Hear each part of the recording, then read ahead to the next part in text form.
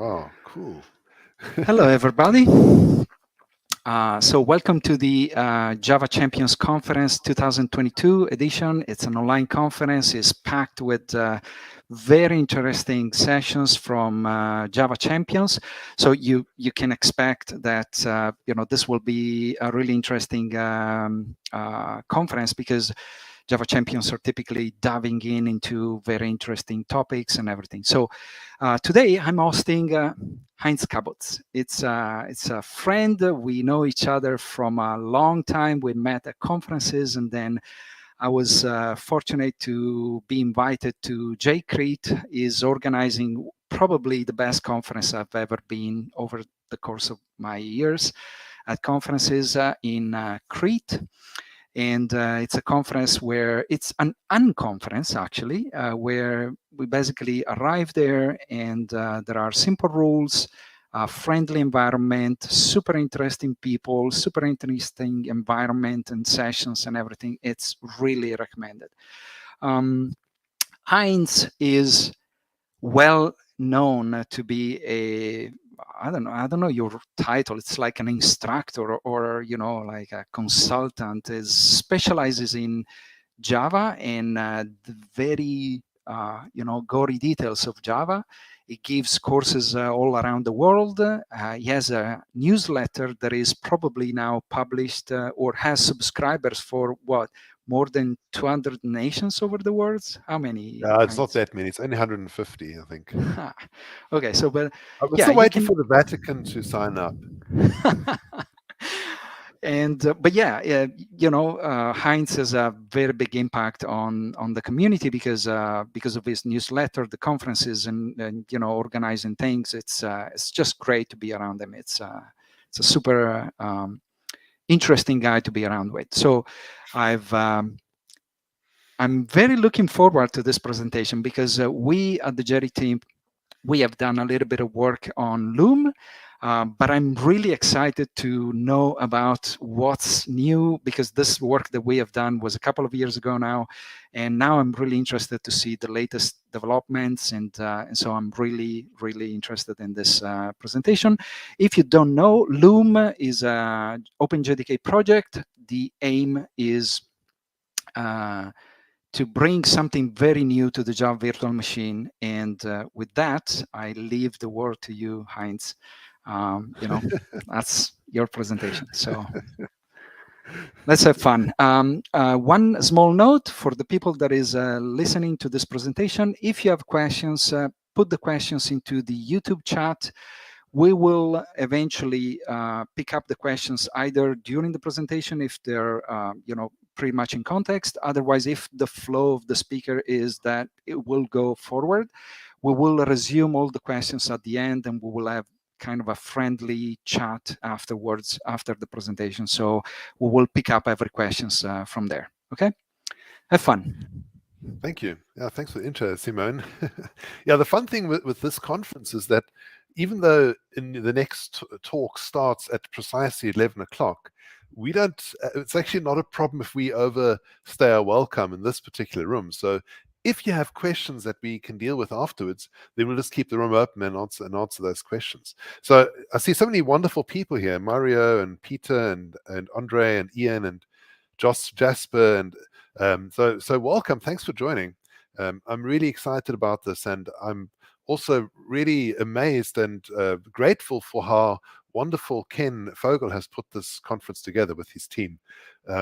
This is, as Simone mentioned, the Java Champions Conference, and Java Champions are a group of Java enthusiasts who happen to talk a lot about Java, so that's why we are called the Java Champions.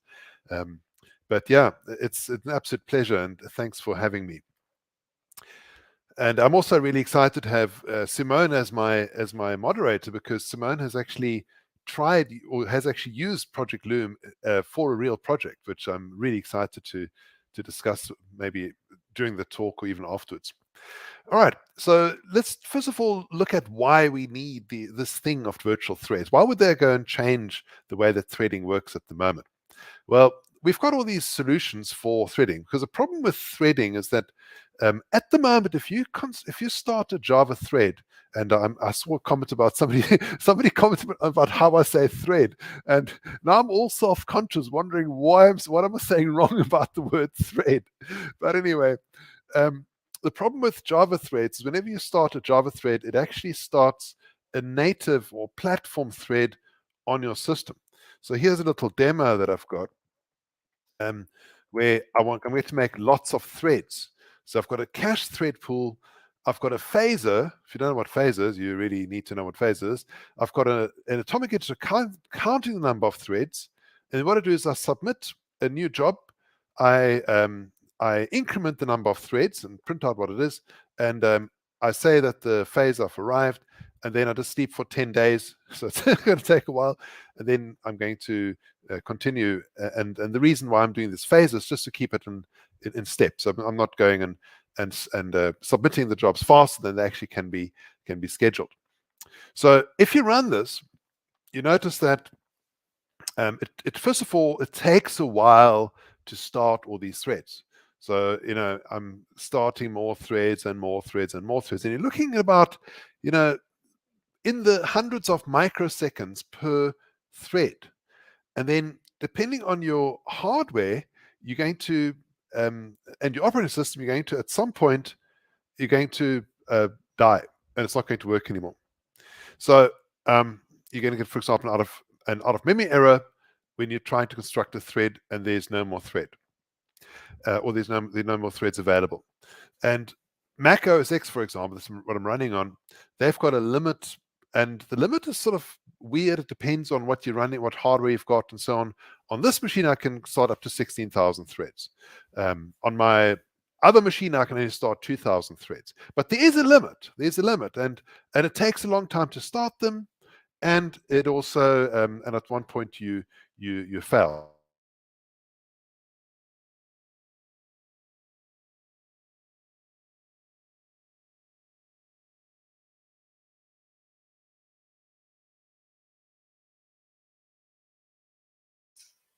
Oh my God, what's going on? This is the Loom. This is the Loom effect, that it crashes people's computer when you try to run threads or whatever. Yeah, I think it crashed this machine. So let's give Heinz a little bit of time to come back to us, unless... So a funny story, I'm entertaining the audience while waiting for Hans to come back, is that exactly the same thing happened last year when Kai Horstman was giving a presentation about Loom. And so he tried to, show what Loom was capable of, and his computer crashed. And then he was talking for 20 minutes without realizing that, that he was not in the presentation anymore. So I had to entertain the audience with a bunch of other Java champions that came in helping me with with the chat in the meanwhile. So let me try to contact. Well, no, Brad says now we know why to use Loom over threads. Oh, that's not true, because Heinz was using now native threads, but last year Kai was actually using Loom threads and his computer crashed. So it's not about that. It's not Loom. It's just that is a curse, is a Loom curse to give a presentation and then crash your computer because you want to show things and they just crash your computer. So let me tweet directly to Heinz, and let's see if he's somehow listening, and let's see if we can bring him in again.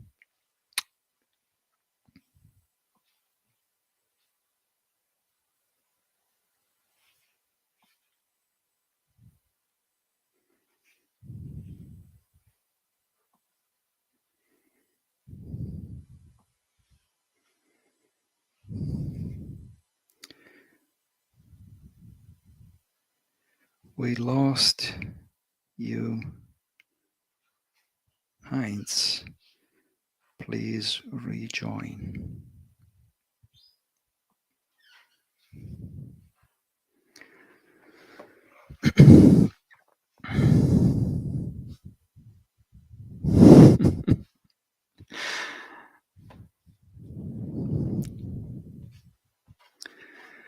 Yep.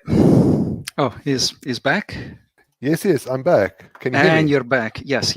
Okay. So, I was entertaining the audience and saying that this is the Loom curse. Because I had you on my second machine, so I heard all that slander about Loom. So there we go. That's fun. Okay. Let me quickly share my screen again. It's really funny because that's Oh no, we lost you again. Come on. No. All right. Okay, there we go. Now okay. I should be up and running again. Okay, we lost you for a while, Heinz. There. Pardon, sorry? We lost you for a little while, like 10 seconds ago. You were lost for 10 seconds, but then you came back. So that's good. Yeah, I should be here now for good. Okay, nice. So this is why we don't want to use native threads. Okay. But I was telling the audience. I know. I heard everything you said to the audience. Okay, nice.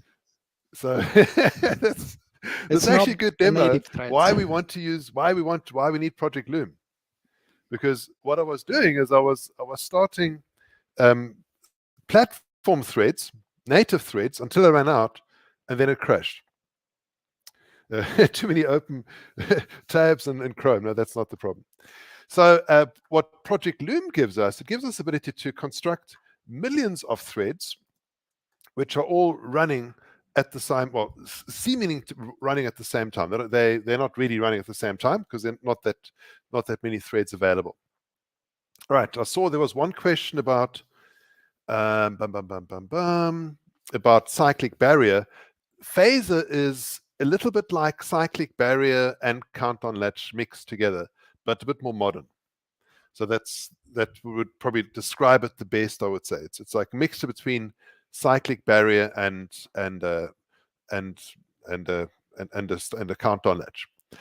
All right, so the problem that I had was I'm actually not sure what happened with my machine, why it just crashed there. But I know that once you get to a limit of number of platform threads, things don't go well. And it also took a long time to get to that large number of threads. And so what they did was that's what working on this new thing called Project Loom, where we can have millions of virtual threads in a single virtual machine. And this is then supported by networking, Java concurrent, all of those classes are supporting it. And basically anywhere where you're going to block a thread, you're going to now be able to swap out that thread and swap out another virtual thread. And this makes the swapping out far quicker. So I'm going to go through a little example here.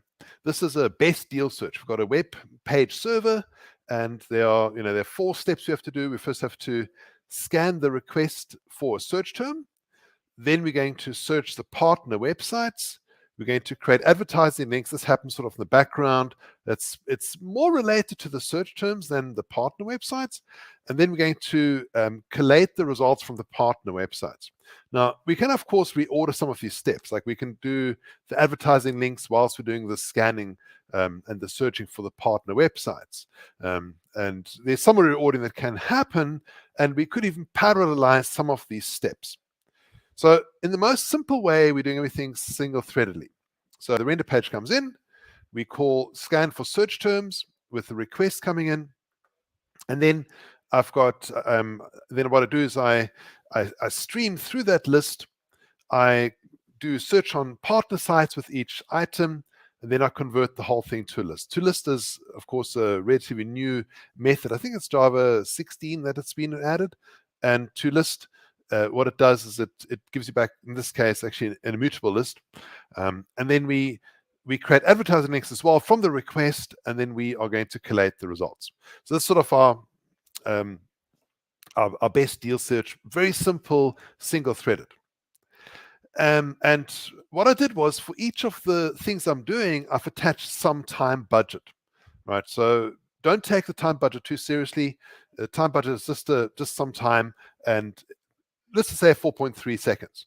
And I'm going to show the other things relatively to that. So everything, scanning, searching, downloading, creating advertising links, everything has a time. So that's sequentially would be how long everything takes.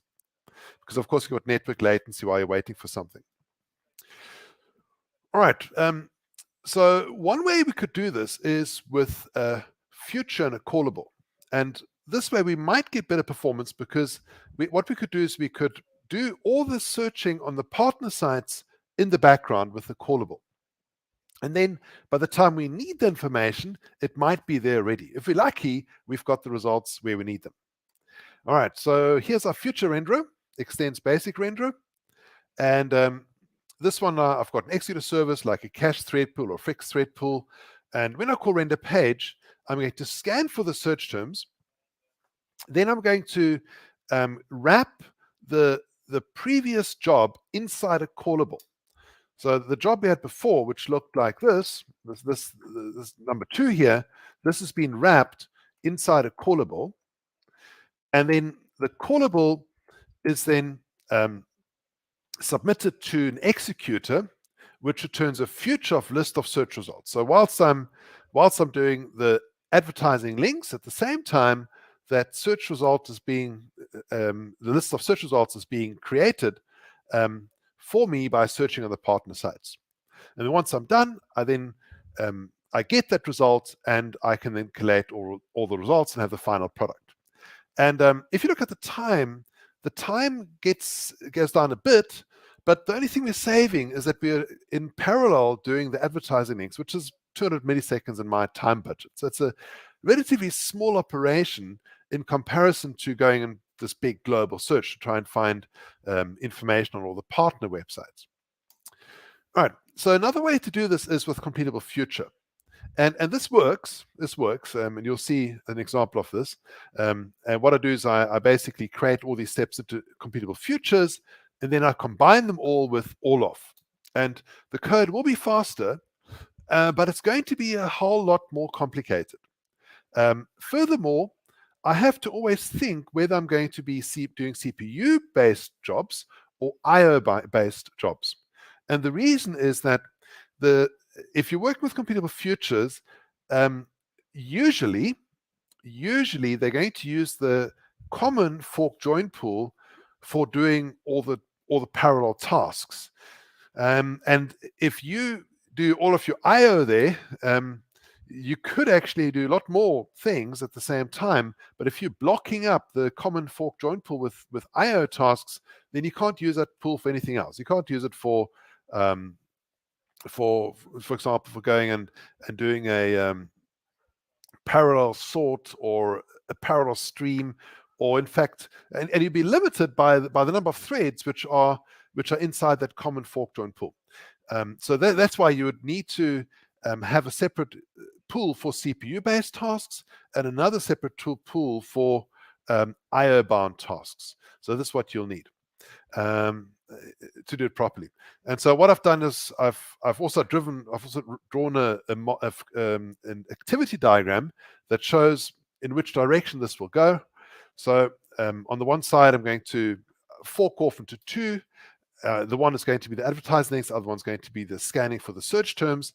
And then I'm going to do the searching in parallel, and then collate the result each time I get the answer. I'm going to collate it immediately, and then finally join everything together, and we're done.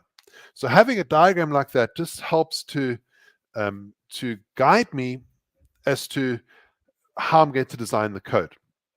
And then we go into a lot more detail.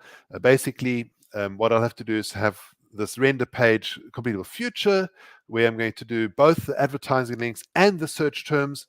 And the search terms, I'm going to first do the search term, then I'm going to compose another method, and I'm going to have here, this scan search terms, completable future, where I scan the search terms and I collate them, and it just carries on and on, right? There's a lot of, I'm not going to go into all the details, but in the end, it actually completes faster.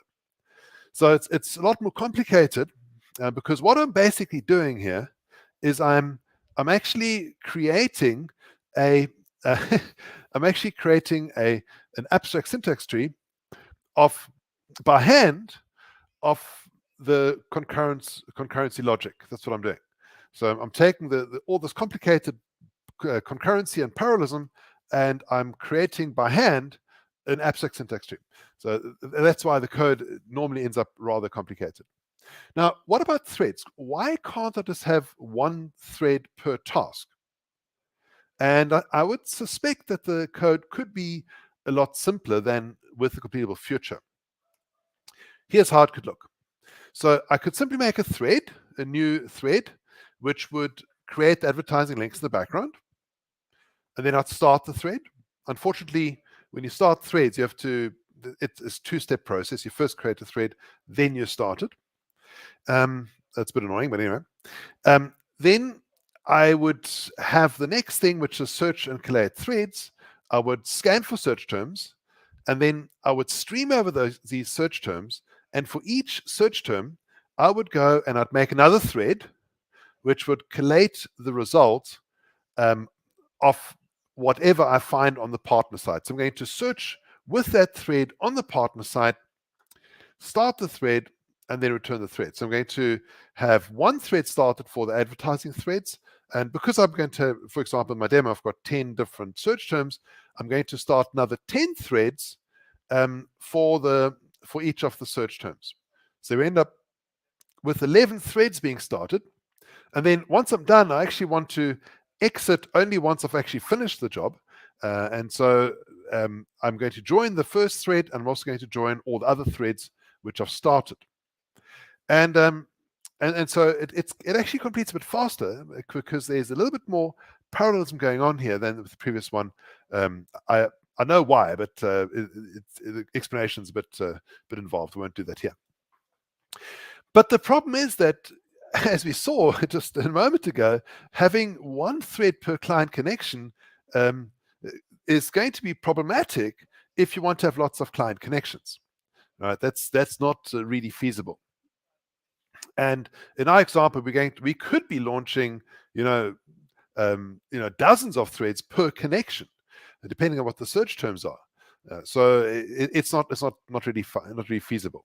We don't want to be limited like that. All right. Now, before I go to virtual threads, I'm just going to quickly have a look at anything really important, pressing here. Besides the questions, nothing really here. Okay. What about parallel stream? Okay. All right. I'll actually go and look at the questions a bit later, because otherwise I'll get too distracted at this point. All right. So what happens now? So the idea with virtual threads is that we create threads in Java. They are actual Java threads. It's not threads which are platform threads. And with normal threads, for every Java thread, you've got a native thread. But this way, you don't. This way, you can create them. They're like fairly lightweight. It's normally less than 1 kilobyte, the virtual threads. They are very fast to create. I'm too scared to start to try it because otherwise I don't feel like crashing it again. But you can fit about 23 million virtual threads and 16 gigabytes of memory. Now, there is a caveat with that, and Simone actually did an experiment with his group where they looked at what happens if you have recursion. And when you have recursion, then the virtual threads are probably as expensive or more expensive than native threads if you have deep recursion, right? To that, I have to say, don't use deep recursion, right? Don't do deep recursion. Don't do linear recursion. If you've got an algorithm that's linearly recursive, then yes, I don't think that virtual threads are your answer for that. But if you don't have deep recursion, then it's far more compact, and they're faster to create as well. Now, they are actually executed by carrier threads. So the scheduler at the moment is just the normal fork join pool. They have done some changes there as well, but it's the normal fork join pool. And this means that the carrier threads are all daemon threads. And the number of threads that are going to do the actual work is the number of hardware threads in your system. So this is available processors. That's what that number is. And for example, I've got a single socket laptop that I'm talking from now, and I've got 8 cores, and I've got hyper threading. So that gives me 16 hardware threads. And so when I say runtime get available processors, I get 16. Now that's what the fork join pool is. And they actually have a common fork join pool that they use for parallel streams. They use it for parallel sorting and completable futures if you don't specify CPU, etc., thread pool, etc. And so the number of threads inside a fork join pool isn't actually fixed. So when you construct it, you can specify on the command line how many threads you want in there in the common fork join pool, but the number of threads is not fixed inside the fork join pool, because you don't specify the maximum number of threads inside a fork join pool. You specify the desired parallelism. That's what you specify. So you don't specify the maximum, you specify how many you want to work at the same time. And then the fork join pool does its own calculations to decide how many threads it's really going to have. And this is managed by something called a managed blocker. And I've given quite a few talks about managed blocker in the past. I am going to give it again one of these days. I'm busy trying to get a parallel multiply into big integer. And once I've managed to get that into the JDK, then I'll give a talk again about managed blocker, because it'll become very appropriate again. But the managed blocker, I'll talk about a bit more in a moment. This can temporarily increase the number of native threads inside your fork join pool. But of course, ideally, you don't want to have to construct and destruct carrier threads. You want to have a fixed number and swap your jobs off those when you don't need them anymore. So in other words, what virtual threads do is when a virtual thread needs to block on I/O, it is moved off the carrier thread, and another thread can move onto the carrier thread. It's a fairly complicated state machine. I'll show that to you in a moment. Even if you're waiting on one of the synchronizers from Java to concurrent, you will like re-entrant lock.lock or one of those. In that case, also it's going to move your virtual thread off the carrier thread and make way for another virtual thread to run on it. So, and this way we can run a lot of threads on relatively few carrier threads. That's how it works. All right, now just before we continue, I've got a little gift for those who haven't run away yet. But this expires at 11:15 Eastern Standard Time. So you want to get this if you want it. It's a free data structures course. So once you have it, it's lifetime access. You don't have to do it all before 11:15.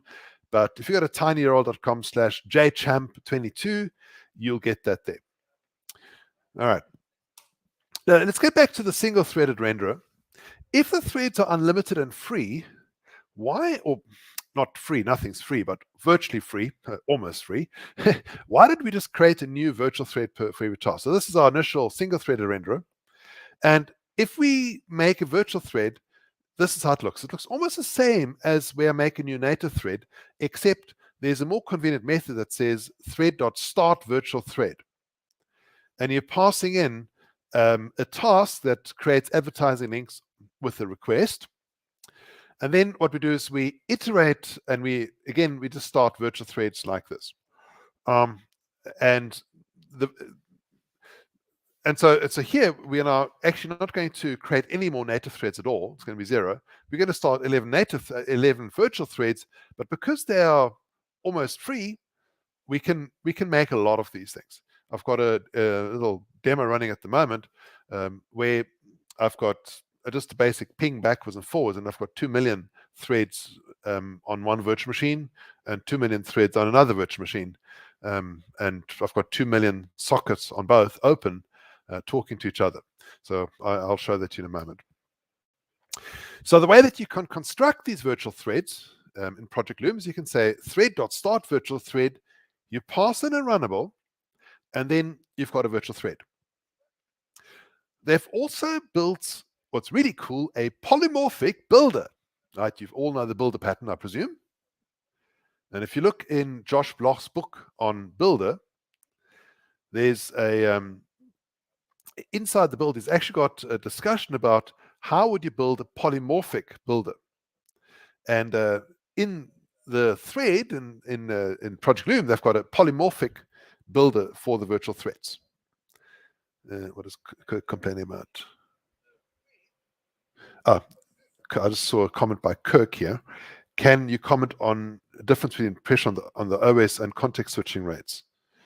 Well, boy, it's no comparison.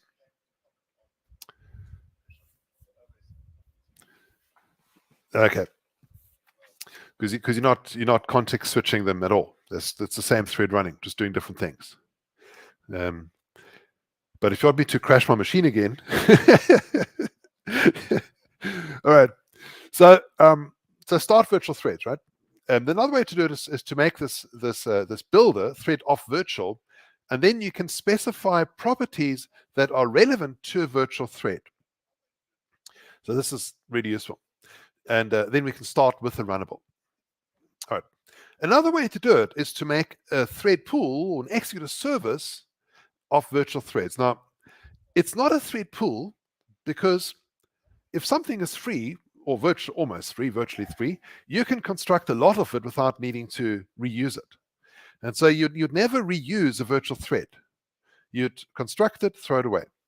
And with a normal thread, native thread, platform thread, it takes maybe 100 microseconds to start the thread on my machine, this current machine I'm using here now. So the problem is I really don't want to just construct threads all the time, or rather, especially if I've got small jobs. But with the virtual thread executor, I've got the carrier threads which are running. There's the platform threads, and my virtual threads are executing on those. So it's completely okay to construct them and throw them away again afterwards. There's no point pooling them. And the throttling is happening by the platform, by the carrier threads anyway. The executor service is also auto-closable. Auto-closable means that close calls shutdown and then await termination until it's done. And that's also really convenient and goes in the direction of structured concurrency. Now, at the moment, this is what they've got, but there's going to come some more. I've got to look at the comments because there's some other interesting things here. I'm not going to answer all of them. I'm just going to go and pick out one or two that I think might be really interesting, which is Mark Falco here. How do virtual threads handle long-running CPU-bound tasks? Now, that's a really good question, Mark. And they do not handle them very well at all. All right? Because what happens is if you have a thread that runs 100% CPU, or a task that runs 100% CPU, you will now block up the carrier thread. And because your task has not been implemented as a managed blocker, or the way that you're blocking is not a managed blocker, you're going to permanently limit, or maybe temporarily limit, the number of threads, jobs that can be done at the same time. And there's no solution for that because you can't stop a virtual thread. There's no way of stopping it. You can interrupt it, but you can't stop it. So that is something which is definitely a problem. And this is why we're doing the talk, is you have to be careful with this. This has a very specific use case. and I haven't. It's a very good solution that hasn't found the appropriate problem yet, if you know what I mean. And I think actually Simone will agree with me that it's a great solution, but we haven't found a perfect problem for that solution yet. So that's something interesting. But absolutely, if you have a bunch of threads which are running 100% CPU, you are going to block up everything, and no other virtual threads will be able to run during that time. That said, what I did was at another Project Loom talk where my machine also crashed, what I did was the following. I started 10,000 virtual threads, each with 100% CPU, right? And my machine was groaning, but it said, okay, whatever, because it only had 16 threads that were actually running 100% CPU, and my machine could still function relatively well. And then I accidentally ran the same thing again, but instead of saying 10,000 virtual threads, I did 10,000 platform threads, and my machine became completely unresponsive, and I had to do a hard shutdown just to do it. All right, so this also performs quite well, 0.5 seconds. Again, it's a lot simpler than anything else. And I didn't actually explain this, did I? No, I haven't explained this yet. So what I've done here is the following. I'm using try with resource. So I'm constructing the thread pool inside, or the executor service inside the try. Then I'm submitting one job. This is the advertising links request. And then I make another job, which is going to be scanned for search terms. It's almost free to construct another thread pool. It's like it's minimal cost. It's in the nanosecond range to construct another virtual thread pool.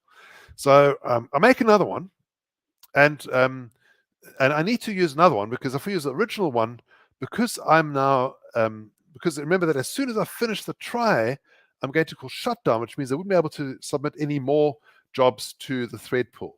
So, but it's no problem nesting them inside one another.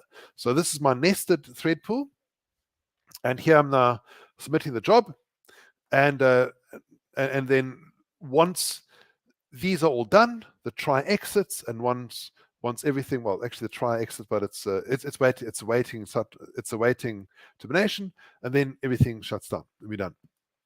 So now the thing is that we can construct a virtual thread pool with a deadline. No, this was an idea that they had at some point, and they took it out again, and I think they're going to put it back at some point, but maybe differently.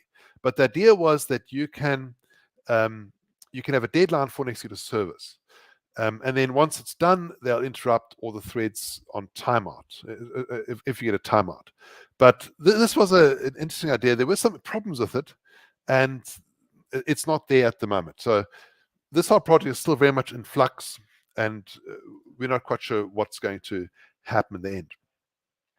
But if you did this with a deadline, once they put something like this back, you'd construct your thread pool executor with a deadline when you shut down. And if you then get this deadline, then you would be able to say whether or not it's been cancelled. But why don't you use callables? Callables for what? So I'm using callables here. So these are all callables. All the runnables. I mean, it's runnables or callables, the same thing, really, right? But callables and futures. So you can use callables and futures if you want. But the structured concurrency is convenient because I don't have to keep hold of the futures. You see, before, what I had to do here is I had to take all of the. Wait, this is the. So here I put all the threads inside a collection. If I use callables and futures, I would have to put them into a collection, the futures, and then afterwards get all of the values on the futures to make sure they're all done before I exit. So this, of course, I can avoid by simply putting it inside a try with resource. So that's a good question. Thanks, Christian. Okay. So this timeout does work. Now, the manage blocker is, as I mentioned, something where you can configure which is used to help with parallelism. In other words, if you've got a thread or task which blocks a thread inside a fork join pool temporarily, then another thread can be started to increase the total number of threads and to keep the parallelism the same inside the fork join pool.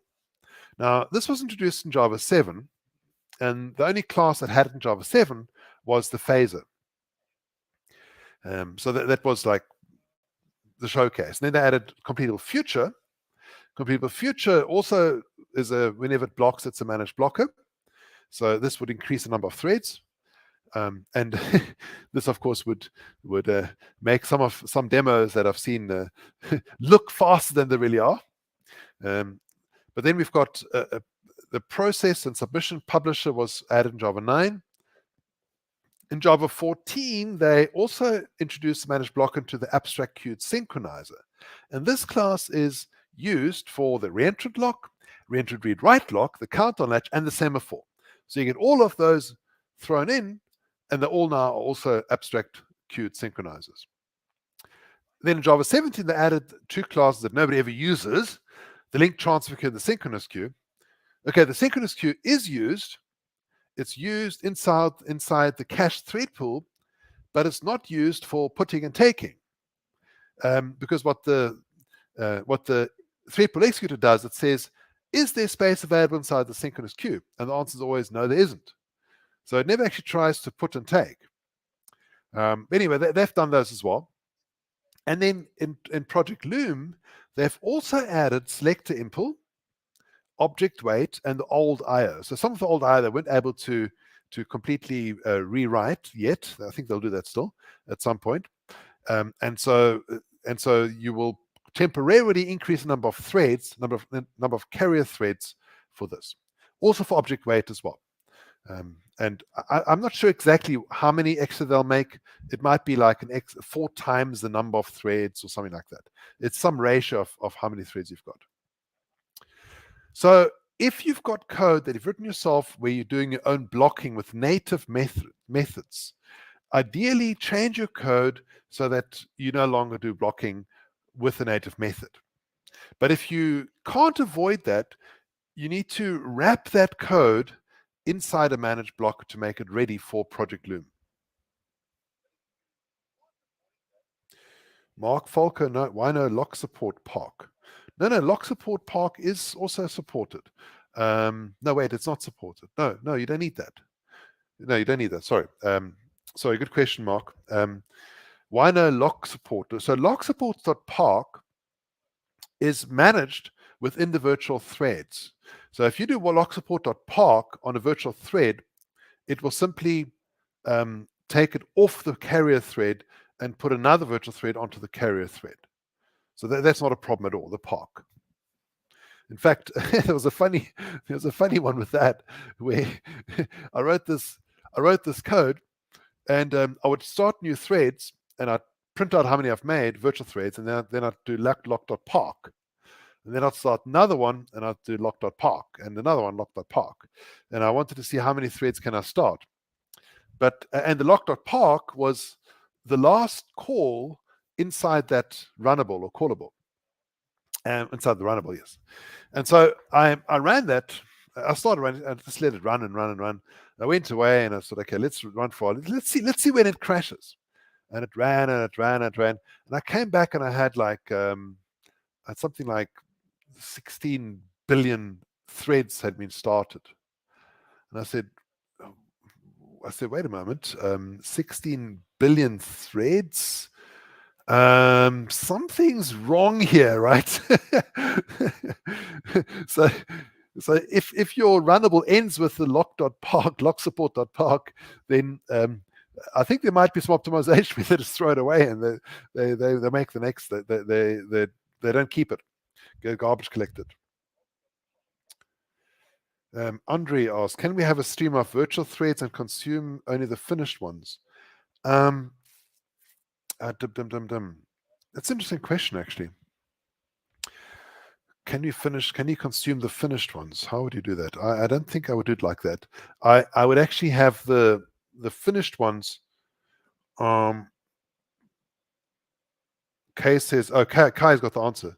Yes, well, yeah, you could wrap it with an executor completion service. You can do it that way. So and that way you know exactly who's done.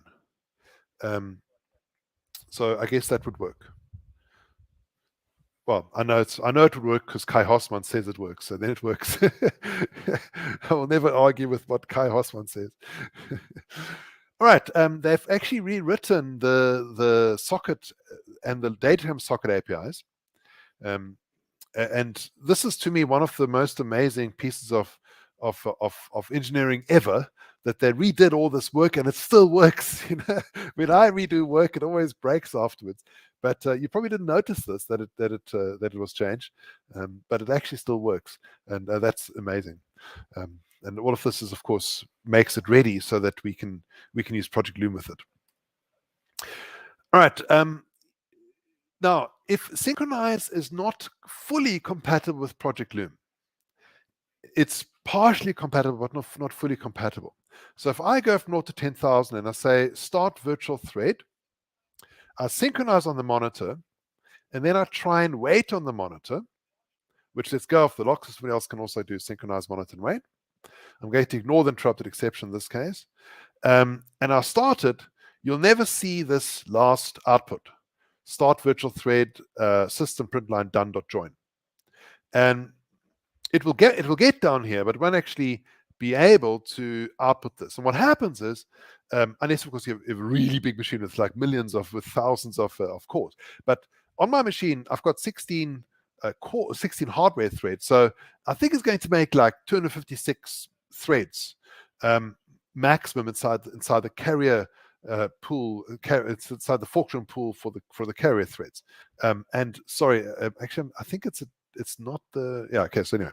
So what happens is that when it starts a virtual thread, it actually is going to suspend the native thread, but then start another native thread to keep up the parallelism.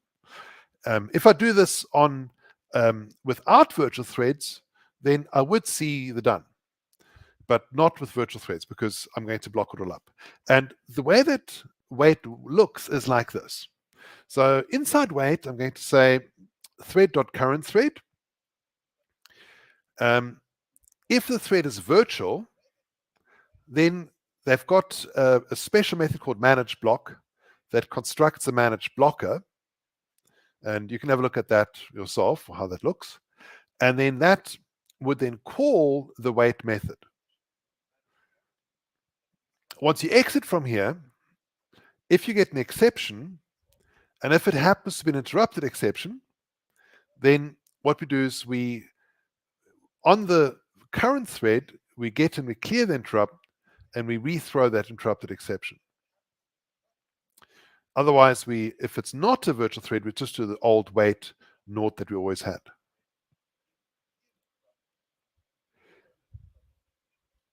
So this is an interesting little piece of code because I actually found a bug with this.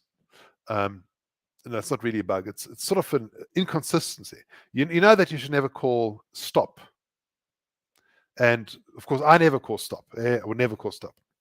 But if you run your code, this code, if you call a wait method with virtual threads in JShell and you try and exit, it actually does call stop.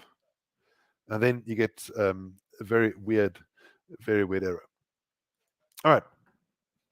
I'll see there's a question by Ian. In which states virtual threads can be? Okay, I'll show you that in a moment. I've got a nice state machine. So if you've got code that uses synchronized, it's better to migrate that now to re-entrant lock, maybe to stamped lock, right? But most definitely to re-entrant lock. Unfortunately, the idioms are a bit more complicated, especially for stamped lock. They've got some rather complicated idioms. But if you've got re-entrant locks and stamped locks, then you're fully compatible with virtual threads when you need them. All right. It's okay if you are the event locked, if you're synchronizing, and you're not waiting, then you can leave your synchronization. In other words, synchronized code is fine if it's only for the sake of avoiding race conditions. But if you're doing any sort of wait notify, you need to migrate your code to re-entrant lock or one of the other mechanisms for managing state. If synchronize is only for preventing a race condition or visibility, one of those reasons for synchronizing your code, then you can keep it as synchronized. There's no reason to change it. But if you have any sort of wait notify, you should move to a different mechanism. Also, they've turned off biased locking. And the interesting thing is biased locking is, on some machines, it'll make a difference. On my laptop, it actually makes a difference when it's on or off. But if I run it on my server hardware, I can't tell the difference if it's on or off. But on my laptop, I can actually tell the difference whether it's on or off. And this is something one has to be a bit careful of publishing results of something that you measured on a laptop, right? Because how many server applications are running on the laptop? You don't want to do that, right? But so the biased locking is off by default since Java 15. I would be very surprised if it made your system slower. But and the reason why it might be slower is because uncontended synchronized might be slower on some hardware. Uncontended. If it's contended, then it won't make a difference. But it's uncontended, then it's slower. And I can measure the difference on my laptop, but I can't measure I can't see a difference on my server. But if you find that you move to Java 15 and uncontended locking is slower, then you should try turning it on again, see if it helps, and report it if it makes a big difference. The challenge is, how do you know where uncontended contention is happening? If that makes uncontended contention, uncontended cost of synchronized.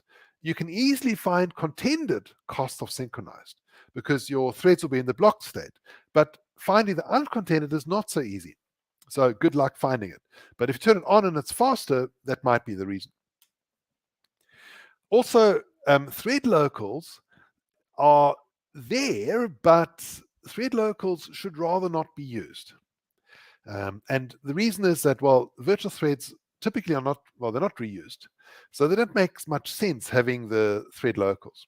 And with the builder that's specific to, well, with the builder, you can actually turn off the thread locals. Okay, so just want quickly. So Mark asks, so blocking whilst trying to acquire the monitor, the virtual thread will give up the carrier. No, it won't. So Mark, it will not give up the monitor. Vachagan says, if you're using locks, you're doing something fundamentally wrong. That's good. So don't ever, Vachagan says, don't ever use a concurrent hash map. Don't ever do that. And don't ever use it because that's using locks. All right. Thread local should be avoided. But you can actually say set thread locals false. And so here's my thread local test. And what I've done is I've made a thread local with initial where I'm creating a simple date format, but I'm also making a simple date format over here. Print line making a simple date format. And you can see that with the standard virtual thread, that's the normal one, I am going to create one simple date format and then reuse that. But with the if I say allow set thread locals false, then and I start that task, then every time that I use it, it makes a new simple date format. So it simply reruns with initial, never stores the value. So I think that's a good compromise for that. Alex says, how friendly are concurrent collections project Loom? They are. So, Alex, there's an interesting there's a very interesting, very, very strange thing that can go wrong. But with concurrent hash map, is they don't use wait and notify. All right, they do synchronize, and synchronizing is fine. If you're synchronizing for the sake of keeping your memory in sync. If you're synchronizing for communication, that can be a problem. But there is actually a very weird side case, sort of a edge case, where inside compute if absent, if you block your thread in some way, that you actually, the problem is that you are synchronizing inside there, but you're not waiting. So because you're not waiting, it's actually not going to increase the number of threads inside the fork join pool. And so you're going to run out of threads much quicker, out of carrier threads much quicker with if you do something very, very strange. I managed to do it, but it's so weird, I would not recommend you worry about it. Is MDC usage impacted in any way by Loom? I don't know what MDC is. RW locks, read-write locks. Well, I don't think that read-write locks do anything with thread locals. I don't think they use thread locals. I'm pretty sure they don't. I think that the information as to who's got the lock is stored inside the read-write lock, I think. Is it? That's interesting, Mark. I didn't know that. Okay, so Mark has got something I need to look at. Thanks, Mark. Orhan says, any code uses synchronized keyword should be tested before migrating code to Loom. Well, everything needs to be tested, right? Everything needs to be tested. So it's not. I mean, if you're not going to flip a switch and move to Project Loom. That's not going to happen. All right, let's look at the states. This is a standard Java lang threads. You've got states. You've got new, runnable, terminated. You've got blocked, waiting, timed waiting. That's it. And nice and simple. But look at this. This is what I managed to sort of, I think, reverse engineer from the code. Now, I'm not sure it's correct. I did this in 2020, 1.5 years ago, and I haven't tried to do it again because it took me like 2 days to do this. This little piece of diagram over here. But that was what it was at the time. So you've got the new state, then the started, and in the previous one, you've only have runnable. But here you've got running, yielding, runnable, pinned, parking, parked. Well, the parked and the parked is the most similar to blocked waiting and time waiting.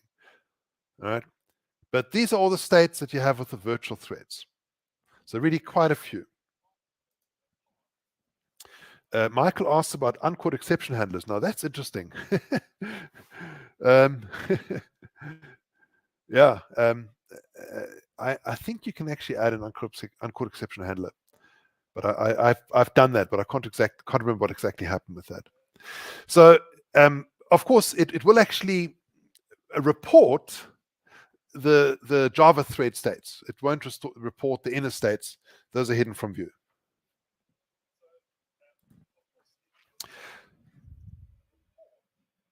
Okay.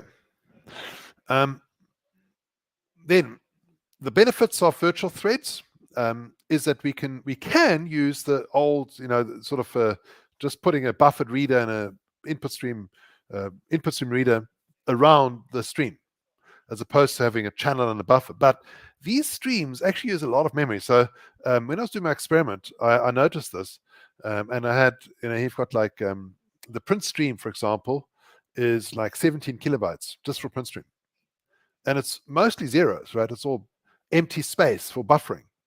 The buffered output stream, 8K. The buffered reader, 16K.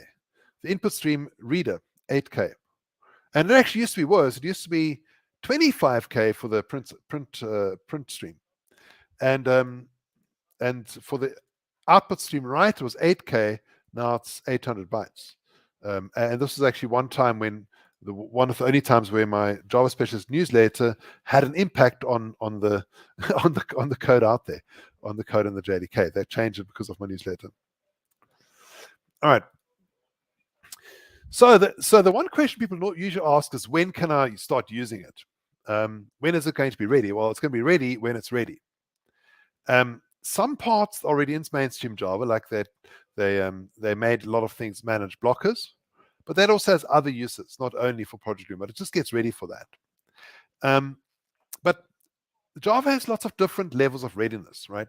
Something might be in the JDK, then it's there, and it's probably never going to be taken away again, be there forever. Maybe be deprecated in 20 years' time, but it's there, right?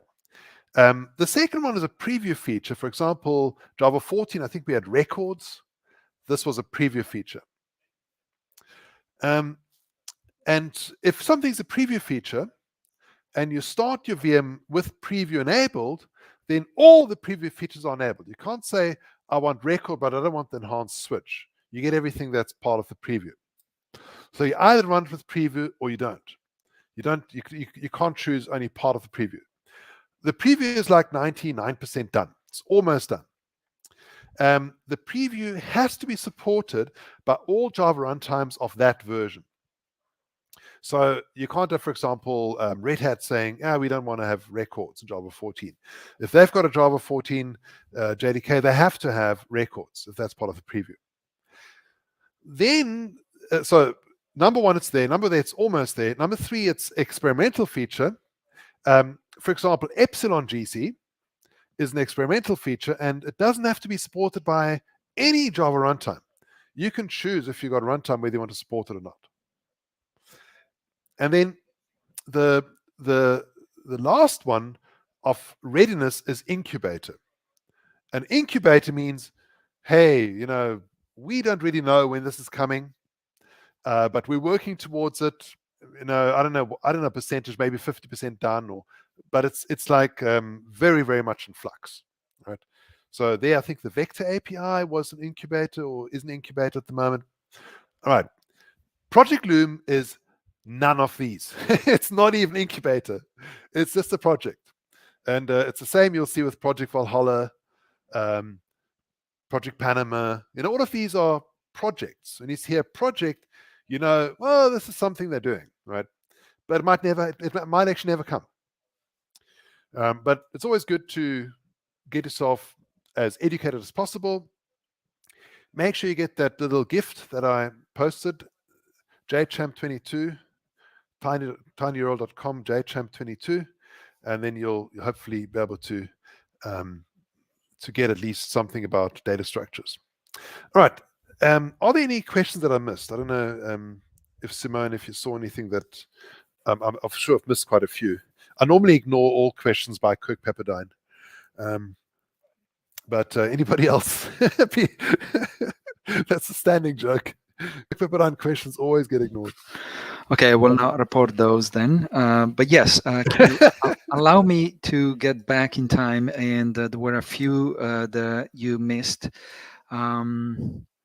So 1 second, let me just find them in the chat so that we can highlight them. And so the first one is this one here from Hippolito, and it said, "Wow, so are Kotlin coroutines virtual threads too?" And I think there was an answer to that. There was no, but I have an idea of what they are. But if you want to give yours, Heinz. No, I'd like to hear what you say actually about this. So my take is that languages that are based on the JVM will pick up features as they eventually decide to support the JVM features going on, right? So Kotlin is still very much an Android language and therefore has to be backward compatible a lot, like JDK 1.6 kind of backward compatible. So, but eventually other languages that may be based on the JVM could say, well, okay, I'm going to implement some kind of coroutine functionality with native threads, but then when virtual threads are available, let's say Java 23 or something, well then, we can leverage those eventually. So maybe in the future, but right now, definitely no. I don't think they are implemented as virtual threads. They may have some kind of continuation implementation, kind of, but they will be based on virtual threads anyway. So Yeah, that's my take. I don't know the details though. It sounds like a good assessment of it. I think that the the difference is that with virtual threads, it's really baked into the virtual machine directly. So I think that sorry. Okay, so I remove Kirk because Kirk, you're echoing back. Kirk's echoing me back. Yeah. So I'll add you back again, Kirk, but let's see. Okay. Oh, gee, it's like hijacking. No. It's not working, Kirk. It's not working. Sorry, Kirk. We've got a technical problem. We can't read your comments. We also can't hear you. There was a okay. So the other comment which you have already answered from Kirk was, can you comment on the difference impression for the US in context and in context switching rates? And I think you answered that. I answered that already. I answered that already. Yeah. So the other one was from, let me find it, from Gary here. Would Loom be preferable to webflux in a microservice architecture? I don't know. What do you think?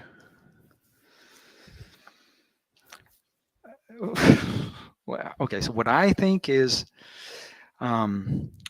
simplicity-wise and API-wise, it would be better because the big promise the Loom gives is fundamentally you can write blocking API in a top-to-bottom fashion, super simple, but get the scalability out of it, okay? Yeah, exactly. However, so in that sense, webflux is a much more complicated API, right? Because you have to fundamentally start the webflux, and then everything that it's really important, it's inside lambdas. So you basically, your brain has to look at the method, filter, then look at the lambda inside, and then, run an algorithm and say, oh, I know what you're doing here, rather than just reading, normal code from top to bottom. And so in that sense, it's more complicated. However, the devil is in the details because, there are already cases of people that is saying, okay, I'm using a webflux to run CPU intensive work. Because I'm streaming objects and I'm, processing objects in memory and doing all the kind of stuff. Okay, so that is one of the problems of a Loom, in that the scheduling of the virtual threads is not particularly fair. And so you can have a couple of threads, of virtual threads, that basically take over and get scheduled over and over and over, and then other virtual threads simply starve out on the side. And so that is already, there's a bunch of blogs and experiments done by other people around this. And so it's really a problem in that sense, because we're so used to have an operative system that does the fairness for us, especially with threads, right? So you start 10,000 threads and you don't even ask yourself the question, oh, is the 10,000th thread ever running? And say, yes, of course, it gets his slice and it runs normally. So we're so used to that. And Loom doesn't give that assurance anymore. So, it's, again, we're looking at Loom in early stages. I'm not saying that this will not solved in the future or optimized in the future, whatever, but careful. That's what I'm saying. Careful now. We'll see when Loom becomes a preview feature, what are the actual performance and characteristics of this runtime. I think one of the challenges that happens is people take Project Loom and they do benchmarks, performance benchmarks on it, and that's not the point at the moment. If you want to do a performance benchmark, that's not really fair, because it's not at that stage where it's suitable to be doing a benchmark. So let me pick up another question from Andre. Okay, sure. It was here we go. So now you can't ignore my questions, Heinz. Oh no, Cook is back. Yeah, I'm in. So how do you get in? How do you get this? Oh, he knows the link. Okay. Yeah, I had inside help. That's the problem with making you a Java champion, you see. Man. Yeah. Okay. Let me find a good. Yeah. Back onto you, but I think my talk is somewhat related to this talk, and I wanted to advertise your talk in my talk because really what I'm talking about is context switching, and the fact that context switching is in everybody's critical path, and not only that, it's in a shared critical path across to everything that's happening across on the platform. And from my perspective, what I'm seeing, especially when you get into microservice architectures, is that we have lots of people doing like many calls, but they're all like really not large unit of works, which means that they can be typically be done well within a time quantum of a regular thread. And even when you start, even when you start looking at the threads and they start elasticing down or adapting down in size to attribute to account for these smaller than normal workloads, what you're still seeing is that thread schedulers just simply can't keep the task queues full. And one of the hopes we were looking at with Loom is saying, like, is there some techniques and some things that can come out of this that can say, okay, can we do something to actually take the pressure off the thread schedulers? Can we do something that's actually going to allow us to bulk up the work on a thread basis without really the user having to do anything to have this happen? And in my mind, I think it's even a more important thing than the fairness question that I guess eventually will be solved. So my take on that is that you will have context scheduling anyway because of the fact that when a virtual thread goes in poses and you put on that processor a different virtual thread you bind a different virtual thread on a native thread, on a carrier thread, well then you're running new code and different code, and so that code needs to be fetched into the CPU caches. So you will have some kind of effect. Now, do you have an effect of the operative system context switching level where you throw away a bunch of operative system data structure every time you do a context switch and stuff like that? Maybe less that, because you it's not that you throw away, but you switch at the Java level, right? You say, okay, this is the stack of the virtual thread. I'm going to replace on the carrier thread, but then I'm running new code. But as you run new code, you're going to fetch new data into the CPU core by the carrier thread anyway. So there will be some effect for that. But this effect ends up when your task queues empty out and your thread scheduler can't keep things in the task queue, your cores go idle at that point, right? So, and that's in and beyond the effects of, I got new code to run, and all of a sudden I need to fetch it to get into the code cache, and all of that machinery and stuff like that. Of course, that does take time, and it will stall your core. But at least your core is still trying to make forward progress on a workflow. And in this case, you were looking at situations where the cores don't even have things to make forward progress on, simply because. Can we just there's some other questions as well? Yeah, sure. Let's go for it. I see there's a question by Michael Meerwald. Sorry, Heinz, can you please answer the one that is highlighted on screen by Andre? Questions about visibility of the changes to the not volatile instance variables. Does Loom implement special memory barriers? No, it doesn't. So it'll just be in terms of the memory visibility, it's going to be the same as what we have at the moment. That won't go away. Okay. So I'll drive the questions, Heinz, Okay, if you sure, don't sure. mind. Go for it. Okay. Yes, So absolutely. next one is from Ian. Speaking of memory footprint, did you estimate how much memory is allocated to run one native thread comparing to a virtual one, at least approximately? Let me show you. Can you just put my screen on again, if you don't mind? Yes. Oh, sorry. So here's an experiment I was running. And what I've got is I've got a server where I've got one virtual machine with a server. It's just basically waiting for connections. And you can see that here the connections are. Just get rid of the GC for a moment. The GC, let's get rid of that. That's going to be minus v info. So you can see the number of connections go up from the other side until we eventually reach 2 million.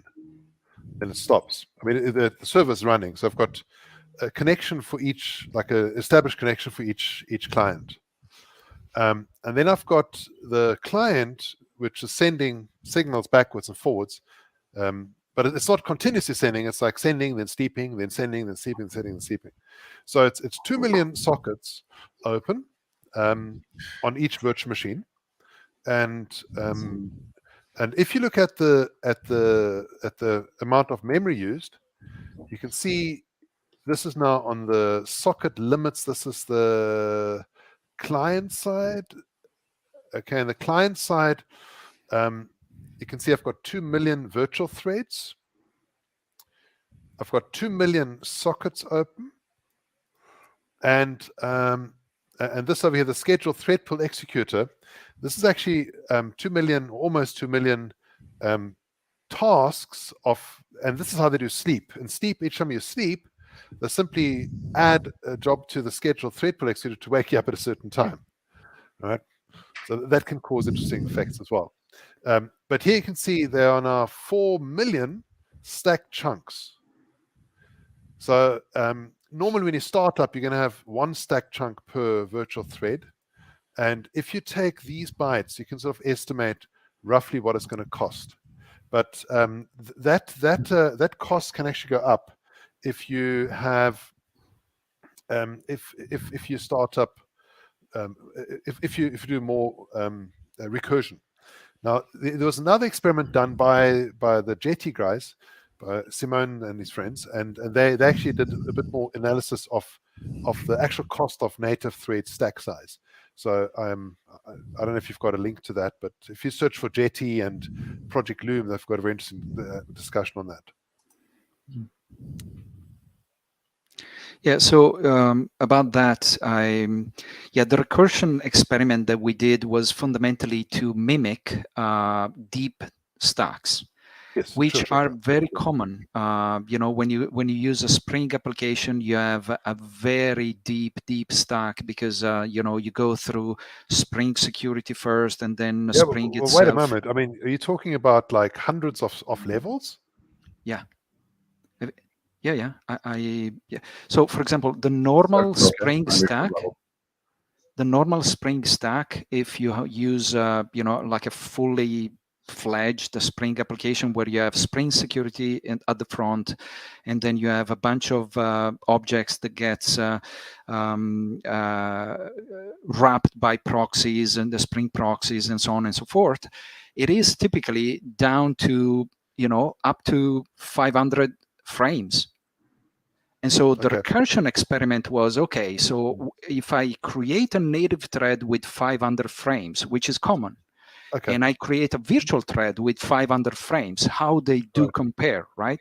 Because I'm guessing that your experiment here with the ping pong chat, that's very small.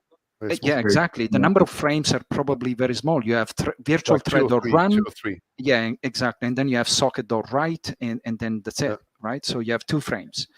Which is fine. There are use cases for that. And Loom, in that case, will occupy very little space.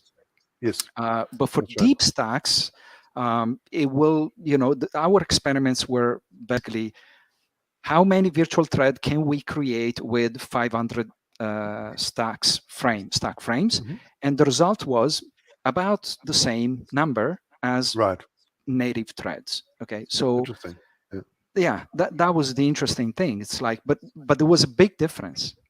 The difference was that the native threads were allocated in native memory outside of the Java heap, while the virtual threads were allocated within the heap. And so now you can see, for example, here you have 2 million virtual threads, and they occupy about, I would say, 2 gigs or something of data, to roughly, Yeah, like like the first It's number is roughly that much, 1.7 yes. gig, right? The first number. Yeah, 1.7 gigs. That's right. So it's about Exactly. 2 gigs. So it's A bit more about than 2 gigs. gigs. Exactly. Yeah. So with small stacks. And so you Yes. can imagine that if you have deep stacks, the stack chunk is going to take much more space, and that's in the heap. And that will mean that the garbage collector will be under pressure. All the stack chunks will be moved to old generation, and it will be, the typical garbage collector problem in a way that, you have the old generation full, and now you need full GCs with G1s or whatever. So it's a new problem, right? So, and we need to take that into account as well. You get some feature, but you get some side effects. Is the balance in my favor or not? That needs to be tested. Those are very good points. Yeah, because even the pause time will be affected, because pause time is proportional to the live set size. So yeah. So there's another question from Schlogen. Do you use Loom replacing the event loop model on the JVM? I don't. We will not. So the Jetty project, we use the NIO event loop model for managing IO, and we're not abandoning that because of Loom.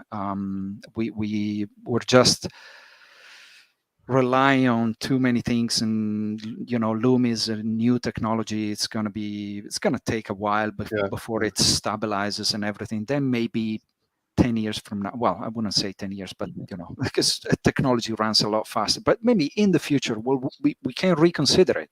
Yeah, why not? Well, the thing is with your Jetty, right? If you had developed Jetty today, and Jetty and Loom was available, you might have used it to do a whole bunch of things. But to put it into something which works already is, I think, not going to work that well. Yeah. There was this recurrent joke in our team where Jetty 5 was written all using blocking APIs. There was no NIO loop and everything, right? So we said, well, okay, we did a big effort in Jetty 6 and onwards to actually use NIO and, gain a lot of benefits from that, scalability, yada, yada. But then how about the Jetty, the next version? We'll just pick up the Jetty 5 code, rename it to Jetty next, and then we're done with Loom, right? But as I said, Loom right now is still very experimental and has rough edges. So no, but in the future, that could be really good. My take on Loom is that it is a very good library, or has a very good ideas.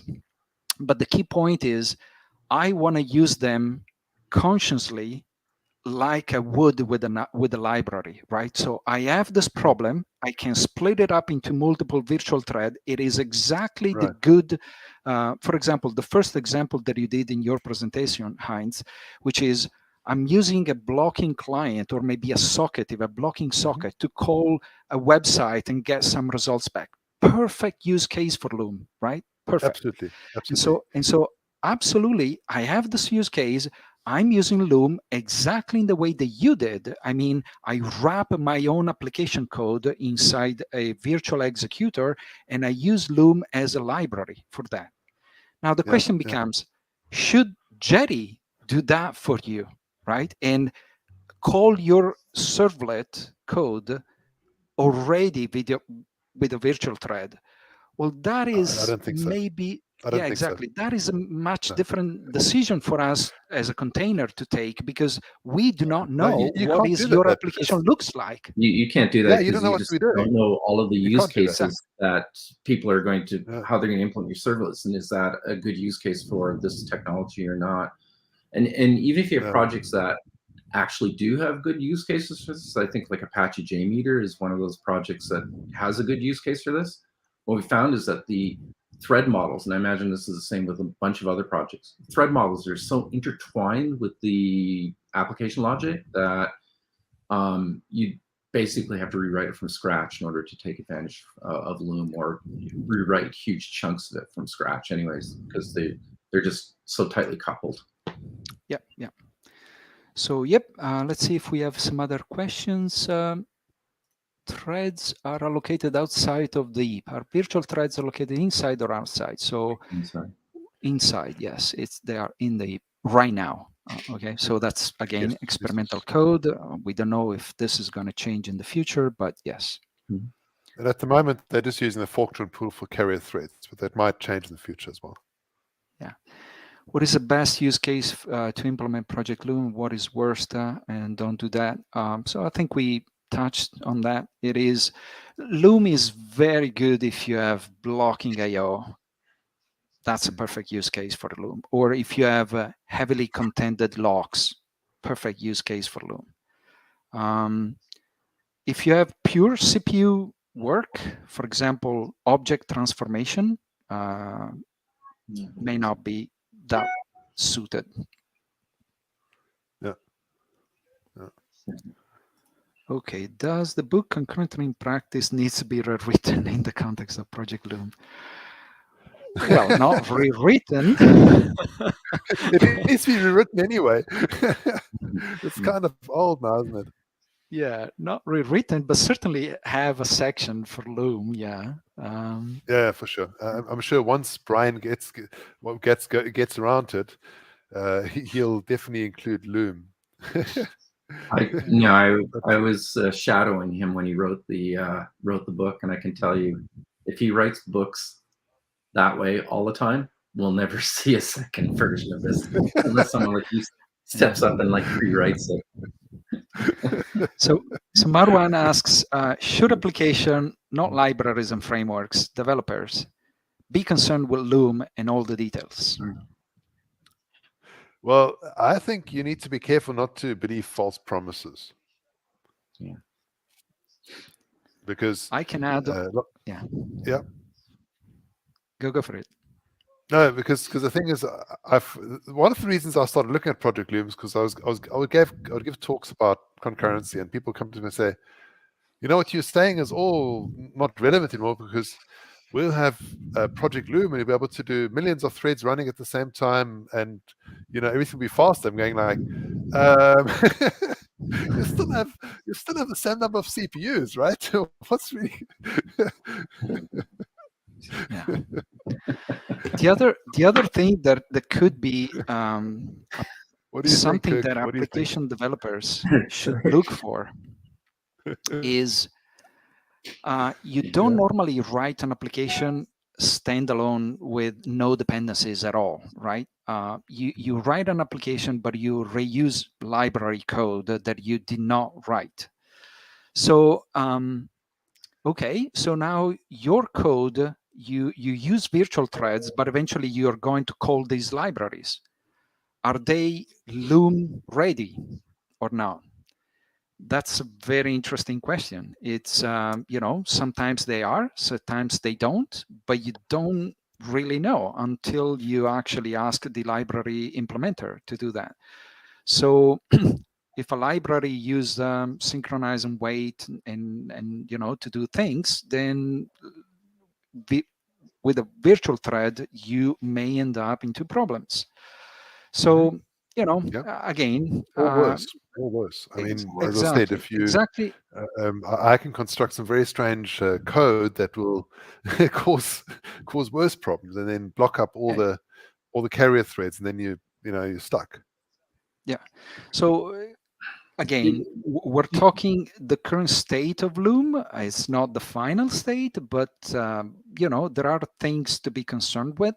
and problems to be solved, but maybe they will be solved, and in the future you can just blindly call, and Synchronized will be taken care of and everything. You remember when fork join was first wrapped and presented with now we can just replace the word stream with parallel, and you're using a fork join tool, and like magic, bang, everything is just going to be parallelized and run faster, and we're going to have these amazing splitterators that will do all our wonderful work for us, and immediately afterwards, you knew a bunch of people were just going to go out and just do that blindly. And absolutely. And I think we had a whole discussion at JCrete about with the follies of doing some of these things, and some of the use cases. There's some of the cases that we ran into where people actually took this technology full on without really thinking it through first, and had to quickly roll back from some of these decisions. And fortunately that's a pretty easy rollback, but with some of these other things, I think the rollback, especially from Loom, would be a lot more difficult. And I think it's important that we get more of these benchmarks and more of these use cases exposed, saying this is where it works and this is where it doesn't, before the pundits get a hold of it and say, now you can just Loom everything, and guess what? You're gonna have fibers or whatever they're calling them now, everywhere, and everything's gonna be, life is gonna be wonderful. Here's a nice analogy for this, right? We all know that eating fiber is good, right? But you don't want to eat too much fiber. That's gonna really mess you up more than anything else. Stop. Kirk, you remember my broccoli experiment? Yes. Okay, what's this one? Let's move on. Michael asks, will Loom kill reactive programming in Java? What's your opinion on that? No. My opinion is absolutely it won't. It won't. If anything, it'll make it better. The reason is that reactive programming has thought about certain problems in the real world for a very long time, whereas Project Loom is just starting on those problems. So I think that we're going to see programming for the next couple of decades at least. That's my opinion. It doesn't matter. It's a style of programming too that I think offers a lot of advantages in terms of readability and composability. Everything is a whole bunch of advantages for using that style of programming when it's applicable to whatever it is that you're doing. And I just don't see anything in Loom that's going to replace that yet. But let me play the devil's advocate here, okay? Of course. Go ahead. Listen to this.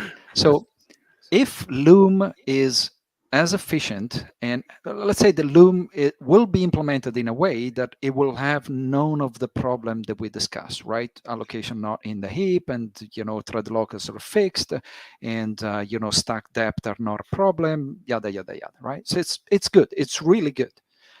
Well, at that point, there's a big advantage that Loom brings into the table, which is super simple API, right? And at that point, but it's not as simple as it looks, because if everything goes well, then it's super simple. Yeah. But if things go wrong and you have exceptions and errors and timeouts, then and what if your system's starting to get overloaded? Even with Project Loom, you don't have this idea of back pressure built in. And you might say, oh, well, it doesn't matter. We just make more virtual threads, Good luck with that. I don't know about that, because the back pressure is actually built in the blocking call. You cannot proceed and go to the next step until the blocking call returns. Yeah, but that doesn't prevent new calls from coming in. Well, but that you have that problem anyway, even with the reactive programming. It's this is a myth that you can control incoming calls with the reactive programming. You can't. No, but that's what back pressure is for, right? No, but you cannot use it in that way. We did this. We tried to reason on this in Jerry, but you can't really, because the point is, so let's assume I'm going with Simone on this, but I've got to just do a shout out. There's a talk by is it Thomas Nurkiewicz? I always butcher his name, Thomas. on Monday, I think, Monday afternoon, and he's very well versed in reactive programming. So I think it's going to answer your question, Michael, about what's going to happen with that. My prediction is that reactive's not going away, for the reason that Kirk says it's a programming style, and yeah, the things which they've solved a long time ago we still have to solve in Project Loom. And I hear you too, Mr. Devil's Advocate, but yeah. So do thread dumps look different for virtual threads? They do look a bit different. Let's have a look at a thread dump. Can I Yep. share my screen for a second by any chance? Yep. Let me do that quickly. Share screen. So let me go back to my... Right. So this is the project which is busy running now.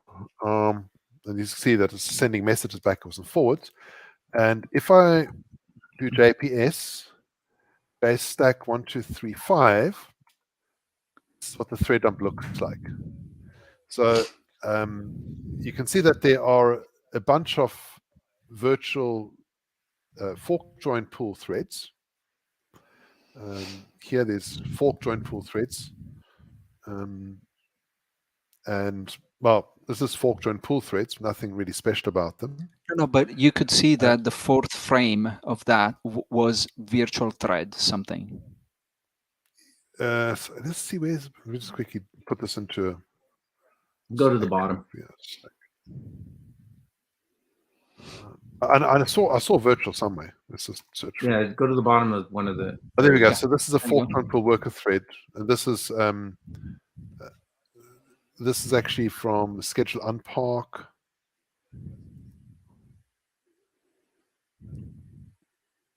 Yeah. So what you'll see is the carrier threads in the thread dump. Obviously, you're not going to see 2 million threads in the thread dump. That's not going to happen. But if something's running, you're going to see whatever's busy running there at that time. But I mean, most of the time, there's nothing really going on because it's just sending a message, getting the answer back. So then it gets swapped out again. Right, so this also could be improved in the future, probably. Maybe via JMX, you can access the virtual threads that are actually, there, and print their stack trace, what they're doing. So, it is, even if they're not maybe currently bound to a carrier, right? And so you could, but then you have a problem with displaying that. If you have 2 million threads, it's good luck on trying to display that. Well, but let's stop this thing of 2 million threads, right? What was it ever a use case? I mean, if someone would come to you and ask, "Hey, we need to, do this WebSockets analysis." No, analysis of how many machines do I need for my, to support my business. And so you go there and say, "Oh, wait, yeah, I mean, we need that each machine supports 2 million threads." Someone would look at you and say, "What?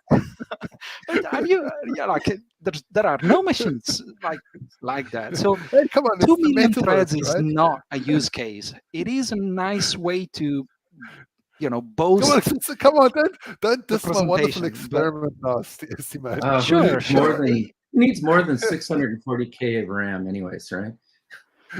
Yeah, exactly. But it's like, because then it can go, well, it's just such a ridiculously large experiment in comparison to, I can't even make 16,000 threads and it crashes, But that's why I did it.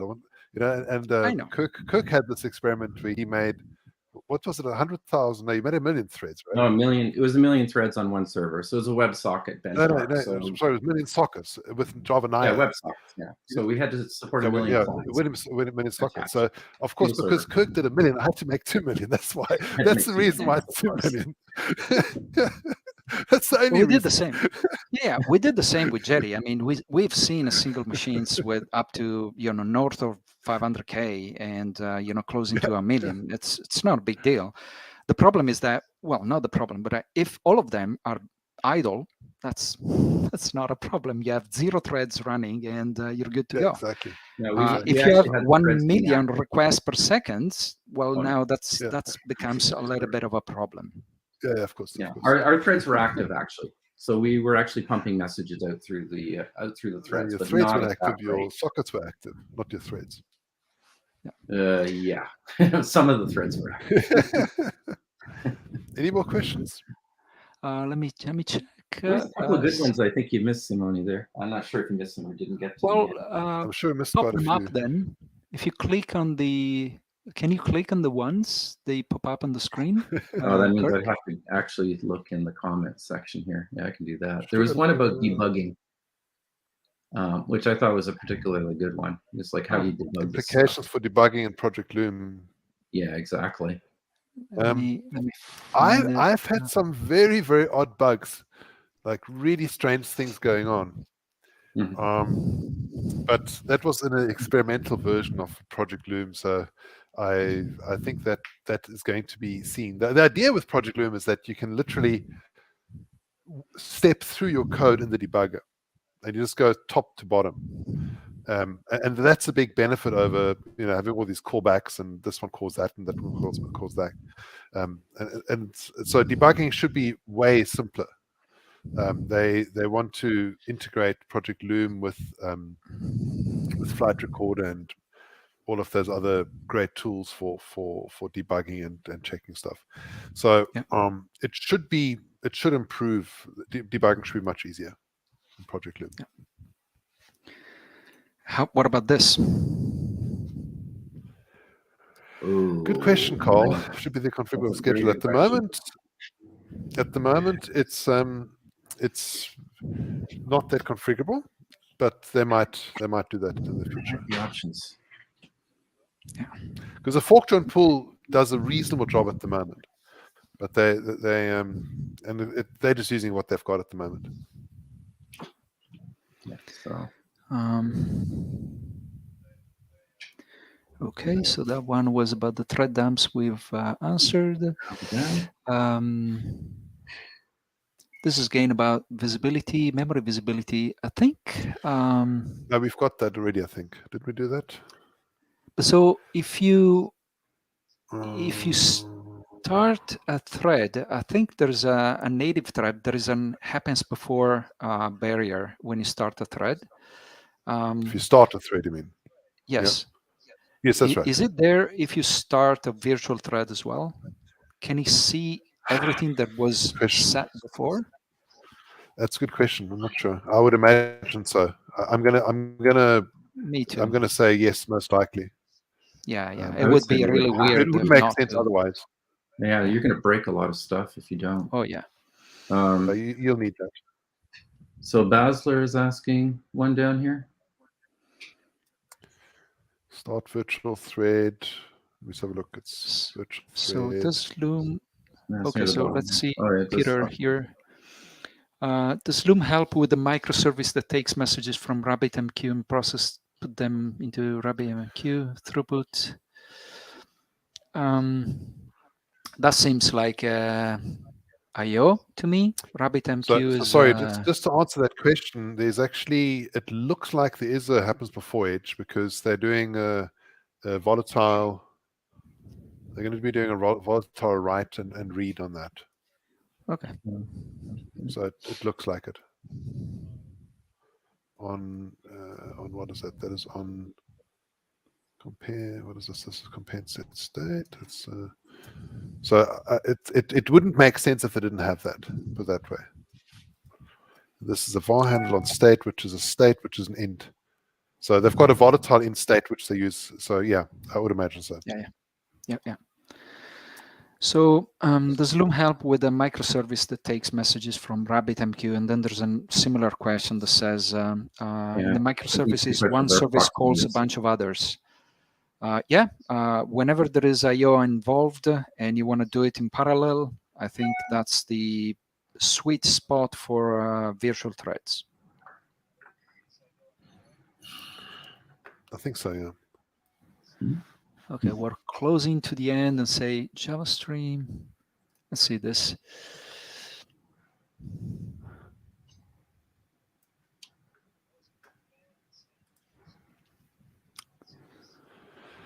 Java streams may process data items in parallel when parallel method is specified in Java pipelines, stream pipelines.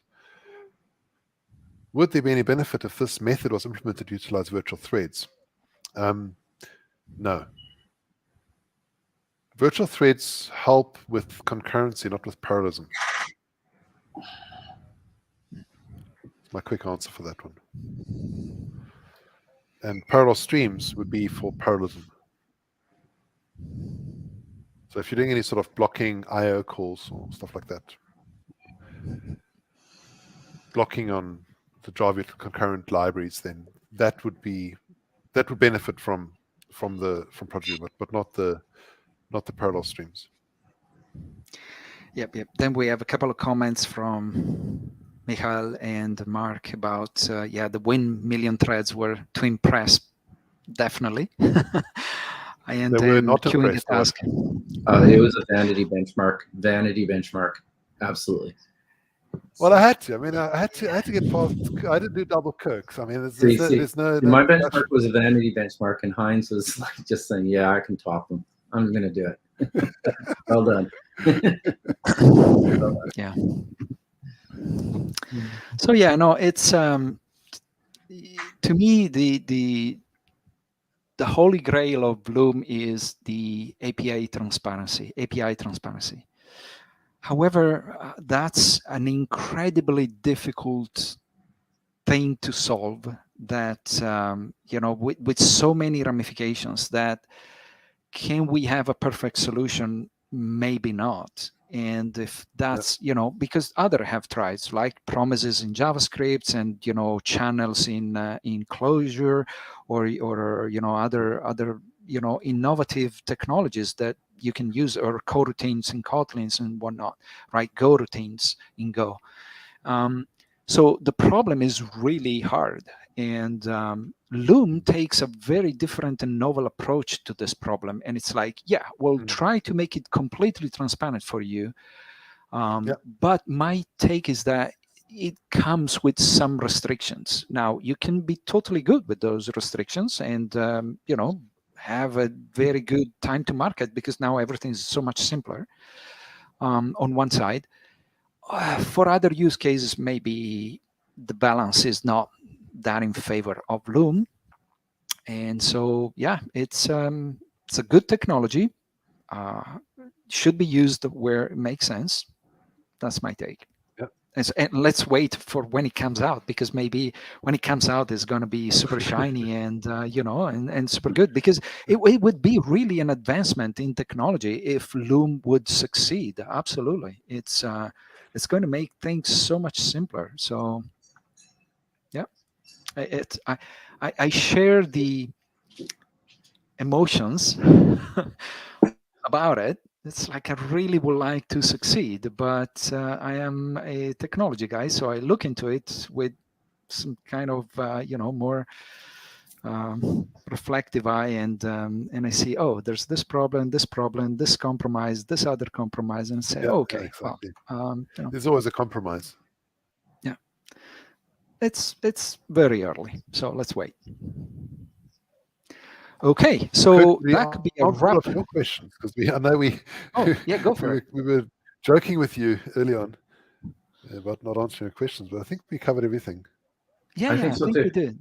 No, we're well done. Yeah, I think we did. There were a couple of comments about the queuing task on an executor service is and happens before, so that will take care of that.